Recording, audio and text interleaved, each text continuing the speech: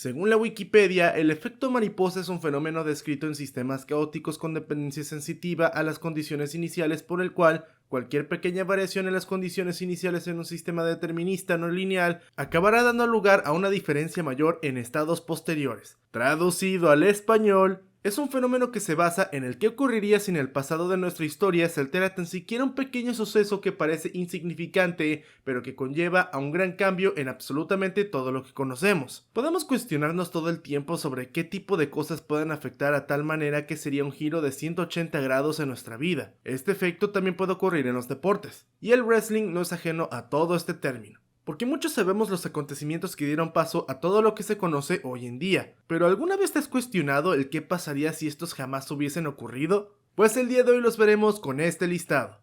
Así que el día de hoy veremos los 10 efectos mariposas más grandes de la historia del wrestling. Sin más que agregar, comencemos.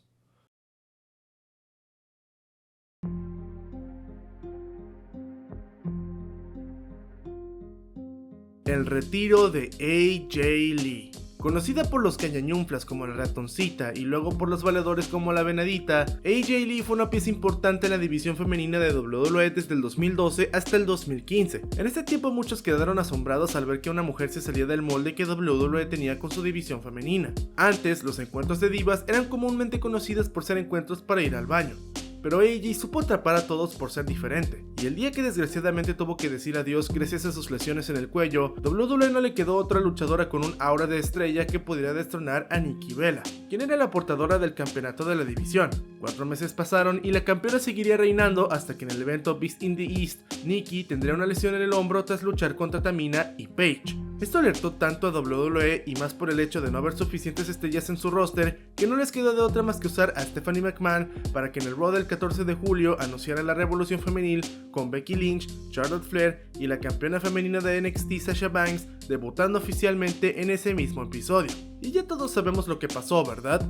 Este fue el inicio de una nueva generación de luchadoras en la empresa que hoy en día se han ganado sus estatus de leyendas. Pero ¿qué hubiese pasado si AJ Lee no se hubiera retirado gracias a las lesiones? Ok, supongamos que sus lesiones no hubieran existido. Probablemente la ratoncita hubiese capturado nuevamente el título de la división y tener otro extenso reinado con este. Y de ser así, lo más seguro es que hubiéramos visto otra rivalidad entre ella y Paige, ya que la antidiva se pasó sin un rumbo claro gran parte del 2015 tras la salida de AJ. Probablemente hubieran subido a las 4 jinetes, pero no de la misma manera y con ese mismo impacto, ya que al tener todavía a AJ en el roster, la empresa no hubiera decidido empezar la moda de la revolución femenina que influiría a otras empresas, entre ellas Ring of Honor. Y a pesar de que sí o sí hubiésemos tenido cambios en la división gracias a la presión del hashtag Give Divas a Chance, no hubiesen sido tan abruptos como resultaron gracias a que AJ Lee se fue de la WWE y se retiraría del negocio.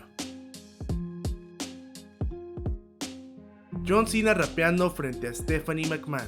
John Cena hizo su debut para la WWE en el año 2002, en una época donde nuevas estrellas y promesas llegarían a formar un impacto. Y qué gran impacto formaron, ya que gente como el mismo John Cena, Batista, Randy Orton, Rey Mysterio y Brock Lesnar se convertirían en una de las mejores generaciones de talentos de la historia del wrestling. Pero la historia de John pudo haber sido distinta por un simple acto.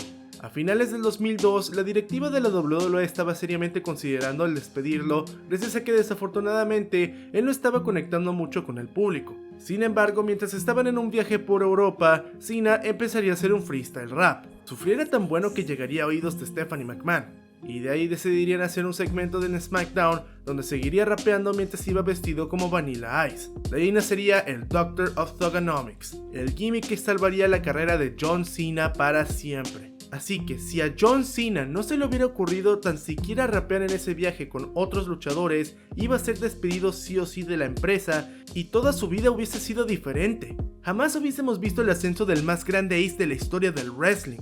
Jamás hubiésemos visto las clásicas luchas contra Edge y Randy Orton. WWE no hubiera encontrado su cara principal y hubiesen tenido problemas para hacerlo. Su carrera como actor no hubiese llegado a tal punto de ser uno de los actores más solicitados de Hollywood.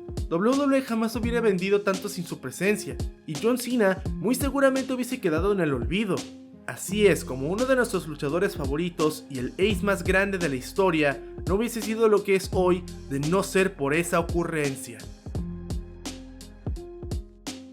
Honky Tonk Man y el campeonato intercontinental.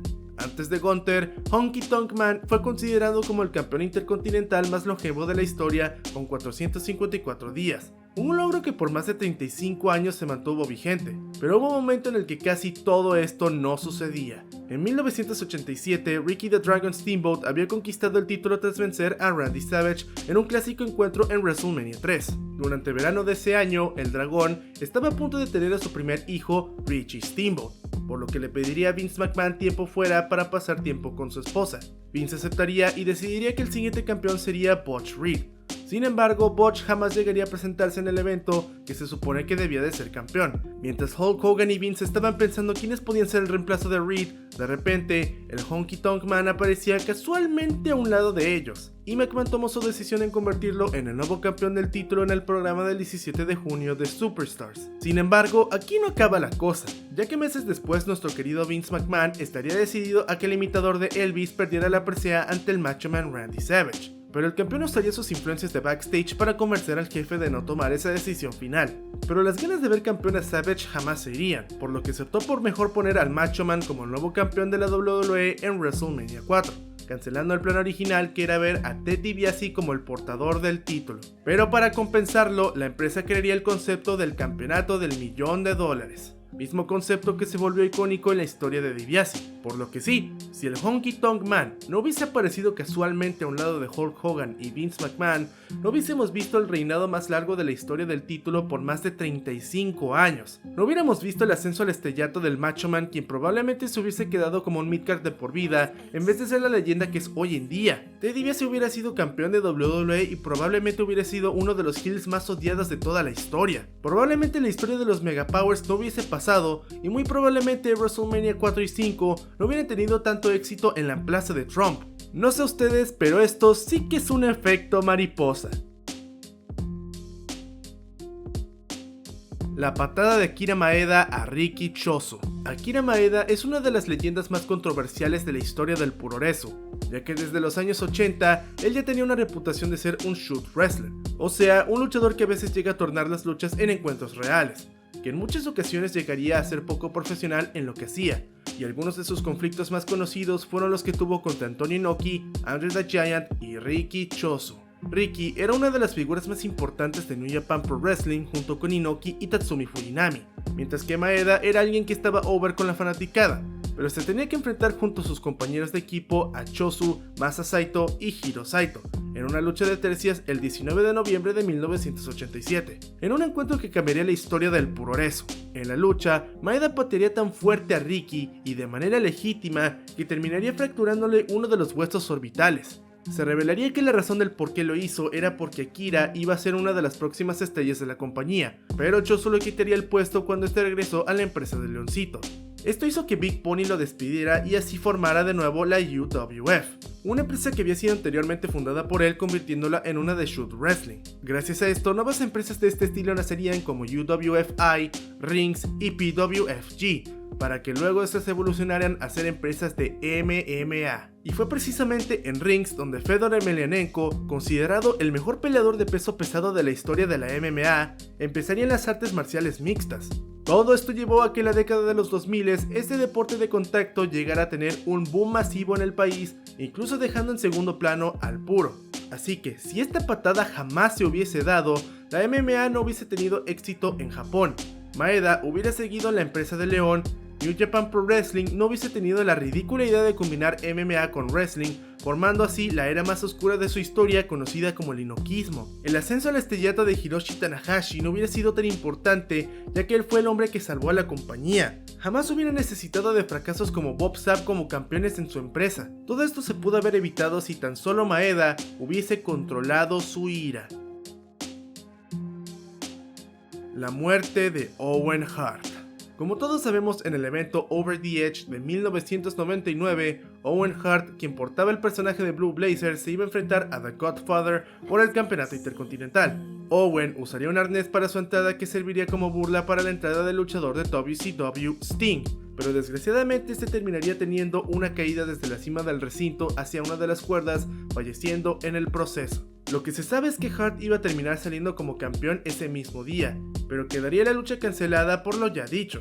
Entonces, en el siguiente Raw, Jeff Jarrett ganaría el campeonato intercontinental en forma de tributo a su querido amigo Owen. Double J mantendría el título cierto tiempo y en algunas ocasiones este cambiaría de manos con Edge y D'Lo Brown, pero para No Mercy de ese año, Shayna se enfrentaría al titular por el oro, terminando con la novena maravilla del mundo, siendo la primera mujer en la historia en conquistar un campeonato masculino. El detalle es que esa lucha se dio mientras Jeff Jarrett no estaba bajo contrato con la WWE, siendo básicamente pagado por aparición. Jim Ross trató de arreglar esto diciendo que le darían $150,000 por luchar, pero Double J quería duplicar las cifras, así que después de tanta presión y con el miedo de que también tiraran al campeonato intercontinental a la basura, terminaron dándole el pago que él quería. Tras irse de la WWE, el futuro rey de la montaña llegaría a WCW teniendo una carrera importante ahí. Pero tras la compra de esta por parte de Vince McMahon, este último despediría a Jeff Jarrett de manera pública tras el rencor que le tenía. Jeff, al estar básicamente sin empleo y ya no tener otras empresas grandes para formar parte, decidiría crear su propia empresa junto con Jerry Jarrett, con el dinero que la WWE le había dado tras su salida en 1999, formando de paso una alianza con la NWA. El resultado, la creación de TNA. Así es. Si Owen Hart jamás hubiese fallecido, la empresa que hoy conocemos como Impact Wrestling jamás hubiera nacido. No hubiéramos tenido otra alternativa de WWE durante los principios de los 2000, la leyenda de AJ Styles no hubiera empezado, Christian Cage no hubiera renacido su carrera, Sting se hubiera retirado del wrestling desde principios de los 2000, Kurt Angle de seguro no se hubiera convertido en uno de los mejores de la historia. Tuviéramos que haber esperado todavía más tiempo para que otra empresa se decidiera a competir con la WWE. La División X jamás hubiera existido y probablemente muchas leyendas del negocio hubieran terminado colgando las botas en vez de continuar en la industria. Elia Park y Pentagón. El personaje de Pentagón nacería para ser el némesis de Octagon durante el mandato de Antonio Peña en AAA. El primer Penta sería encarnado por Jesús Andrade Salas, miembro de la dinastía Andrade, y tuvo una rivalidad con el amo de los 8 lados. Durante una función en Aguascalientes en el año de 1996, La Parca, Octagon y Rey Mysterio Jr. se enfrentaban a Psicosis, Pierrot Jr. y Pentagón. En un momento, el amo de los 5 lados tendría una mala caída gracias a La Parca, quien provocó accidentalmente un paro cardiorrespiratorio al luchador. Momentáneamente perdió la vida en el ring, pero tras ser trasladado al hospital fue resucitado. Sin embargo, AAA no se quiso hacer responsable del incidente, dejando su suerte al luchador. Afortunadamente su familia vino y le pagarían los gastos médicos de su lesión. Gracias al daño recibido, el primer Pentagón tuvo que retirarse de los cuadriláteros. Tras esto, la dinastía Andrade terminaría desvinculándose de AAA, estando peleados con ellos hasta el día de hoy. Más de 14 años después y tras varios otros portadores que tuvieron el honor de portar el manto, el personaje se ganó la fama de ser uno maldito, ya que todo parecía que el que lo portase terminaría en la nada, o al final terminaría siendo algo que perjudicaría la carrera de quien lo tuviera. Pero en 2013 AAA decidiría apostar una vez más por esto, reempaquetando al luchador Dark Dragon para hacerlo debutar como Pentagón Jr. Y así fue como su carrera, como la de su hermano Rey Fénix, empezó su ascenso, ya que tiempo después los Lucha Brothers se convertirían en dos de los luchadores mexicanos más populares del mundo, causando un gran impacto en la lucha libre mexicana. Entonces, recapitulemos. Si La Parca, quien hoy en día es mejor conocido como Elia Park, hubiese sido más cuidadoso para que el primer Pentagón no se hubiese lesionado, la dinastía Andrade todavía seguiría aliada con AAA, y muy seguramente el sobrino de este tomaría el manto, evitando que este de paso no fuera el Consejo Mundial de Lucha Libre y se transformase en La Sombra. Luego, este no iría a Estados Unidos y se convertiría en Andrade el ídolo. Además, esto hubiera evitado que se formasen los Ingobernables, mismo stable que uniría a Tetsuya Naito para formar su versión en New Japan Pro Wrestling, que acabaría sus comparaciones con Hiroshi Tanahashi, por si fuera poco. De no haber sido por esa lesión, Dark Dragon solo seguiría como un luchador más en AAA junto con su hermano Fénix, y los Lucha Brothers jamás hubieran tenido esa popularidad que lograron por el ascenso de Penta tras unirse a los Perros del Mal. Es más, Lucha Underground probablemente no hubiera tenido el éxito que tuvo sin que su cara principal, siendo Penta, no hubiese estado. Probablemente mucha gente de Estados Unidos no prestaría mucha atención a AAA sin el cero miedo de la lucha libre. Tampoco hubiésemos escuchado el característico Cero Miedo, misma que nacería gracias a una entrevista que le hicieron que si no tenía miedo de ser el nuevo Pentagón, donde al final respondería con un "no tengo miedo". Y esta misma frase es la insignia e identidad del luchador que ha inspirado a miles de fans por todo México. Como vimos, este simple acontecimiento cambió la historia de la lucha libre mexicana, japonesa y americana. Si esto no es un efecto mariposa, entonces no sé qué sea. Ricky Steamboat pidiendo tiempo extra. En 1987, Ricky the Dragon Steamboat era el campeón intercontinental, pero tras varios meses de reinado, este le pediría tiempo fuera a Vince McMahon porque la esposa del dragón ya iba a dar luz a su primer hijo. Vince se lo terminaría dando, pero este lo dejaría molesto, y tras perder el título contra el Honky Tonk Man, este tendría a su hijo llamado Richie Steamboat. Sin embargo, el dragón y McMahon tendrían sus discusiones muy fuertes, por lo que resultaría en Ricky dejando la empresa y yéndose a WCW. Ahí iniciaría una rivalidad con Ric Flair, dando como resultado una de las mejores series de luchas de la historia que este deporte espectáculo haya visto en su historia. Los encuentros fueron tan buenos que influenciaría a un nuevo grupo de jóvenes luchadores en formar parte de este negocio, entre ellos Triple H. Luego de un regreso fallido a WWE, Steamboat dejaría otra vez la empresa y volvería a WCW en forma de Mid Carter para ayudar a impulsar a los jóvenes talentos como Shane Douglas. Años después, este ayudaría a los primeros años de TNA y Ring of Honor, funcionando como una especie de puente a la grandeza para gente como AJ Styles, Samoa Joe, CM Punk y Bryan Danielson, para que así ambas empresas tuvieran más exposición. Todo continuó hasta que en 2009 sería inducido al Salón de la Fama de WWE y recibiendo el perdón de Vince McMahon por lo ocurrido años atrás. ¿Cuál es el efecto mariposa aquí? Si Ricky no hubiera pedido tiempo para pasar con su familia y no se hubiera peleado con Vince, no solo el Honky Tonk Man nunca hubiera sido el campeón intercontinental más largo de la historia, Randy Savage no hubiera recibido su push estelar, Ted DiBiase hubiera sido campeón de WWE, sino que jamás hubiéramos visto sus clásicos encuentros contra Ric Flair. Nuestro actual booker principal de WWE, Triple H, no hubiera entrado a este negocio al igual que muchos otros luchadores. De paso, NXT no hubiera nacido como lo conocemos. Shane Douglas jamás hubiera sido un tipo creíble para la escena indie de los 90s, por lo que ECW no hubiera nacido de esa forma tan legendaria que recordamos. Las caras de TNA y Ring of Honor no serían más conocidas sin la ayuda del dragón, y quizás su leyenda no sería tan importante como hoy lo recordamos. Jim Ross olvidando el contrato de Jeff Jarrett. Cuando Jeff Jarrett firmó nuevamente con la WWE, este había acordado que su contrato acabaría en septiembre de 1999, cosa que a Jim Ross se le había olvidado por completo. Jarrett era campeón intercontinental cuando su contrato había expirado. Vince McMahon y JR hablaron con el de Tennessee y al principio querían convencerlo de que perdiera el campeonato ante China en No Mercy por $150,000. Sin embargo, Jeff quería el doble del dinero, y al no tener de otra, estos le pagarían $300,000 por dejarse perder ante la novena maravilla del mundo. Y pues ya saben la historia. Años pasaron, Jeff Jarrett estuvo en WCW, WWE compraría la empresa de Atlanta y Jeff crearía a TNA. Durante 8 años, la empresa que luego pasaría a manos de Dixie Carter se concentraría en ser una alternativa a la empresa de McMahon para luego empezar a competir con ella. Durante la competencia, estos formarían una alianza con New Japan Pro Wrestling, trayendo nombres de jóvenes talentos para trabajar ahí. Sobre todo un tal Kazuchika Okada que quedaría humillado durante su paso por la empresa. Pero tiempo después, Matt Jackson y Nick Jackson, quienes también trabajaban para TNA, conocerían al japonés y se volverían sus amigos. Años pasaron y Kazuchika Okada evolucionaría al Rainmaker y se volvería todo un fenómeno en Japón. Y al ser el futuro ace de Big Pony, este convencería a la empresa de traer a los Young Bucks, quienes luego conocerían al Bullet Club. Años pasaron y gente como Kenny Omega y Cody Rhodes entrarían al grupo, formarían parte de All In y después decidirían crear la empresa que es una alternativa a WWE, All Elite Wrestling. Como lo escuchan, señores, si Jim Ross jamás se le hubiera olvidado el factor que el contrato de Jeff Jarrett iba a expirar, TNA no hubiera existido y sus luchadores no hubieran destacado, que Kazuchika Okada no hubiera conocido a los Young Bucks y el Bullet Club no hubiese ganado su popularidad masiva, All In no hubiese existido. Y por si fuera poco, todo AEW no existiría como lo conocemos.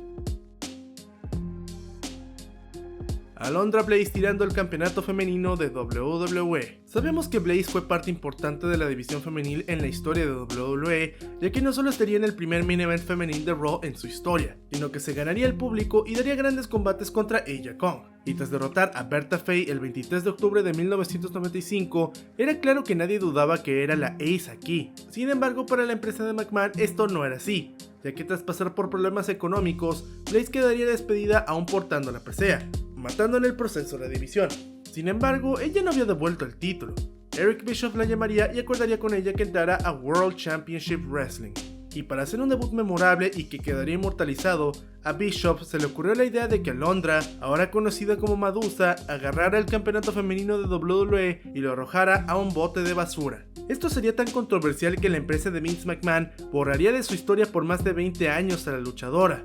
Ella luego admitiría que se arrepiente de haber hecho este momento, y que solo lo hizo porque Bishop la obligó, pero les pregunto, ¿no cree que las cosas no serían lo mismo de no haber sido por este momento? Si Alondra Blaze no hubiese hecho esto, significaría que el Montreal Screwjob no hubiera pasado en absoluto. Probablemente Vince hubiera dejado ir a Bret sin ningún tipo de problemas, y su salida no hubiese tenido el escándalo masivo que fue. Si esto no hubiese pasado, Mr. McMahon no hubiera nacido, ya que tras la controversia anterior, McMahon se convirtió en el hombre más odiado de todo el wrestling, lo cual supo aprovechar ese odio para plasmarlo en la televisión y hacer uno de los mayores villanos de la historia del wrestling. Sin esto, no hay ascenso meteórico de Stone Cold, porque si no existe un Mr. McMahon, no hay una razón del existir de Steve Austin para ser una mega estrella. Sin esto, no hubieran llegado las bases de la era de la actitud, TNA no existiría la relación de Okada a los Bucks, y de paso no existiría AEW. Las cosas pudieron haber sido muy distintas a como los conocemos hoy en día si esto no hubiese ocurrido, pero hay un espacio que supera por mucho a todos los demás. El Sábado Negro. Ok, ¿por qué este se gana el puesto? En los años 80, la Georgia Championship Wrestling había sido vista por muchos fans como una verdadera alternativa a WWE, priorizando más el wrestling que el entretenimiento. Llegarían a tener un show semanal llamado World Championship Wrestling para la cadena TBS, que sería puesto los sábados en la noche y así duraría por varios años.